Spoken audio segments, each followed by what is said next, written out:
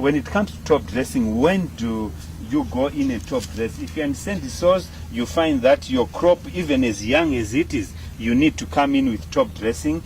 In heavy soils, you find a crop can establish to a knee height up to about 4 weeks without requiring any top dressing. So really, in heavy soils, you can go in with a once-off application. If you're example, if you are thumb sucking or using general recommendations, if you are using 400 kgs per hectare, if you are in heavy soils, you can use 400 kgs per hectare at one application.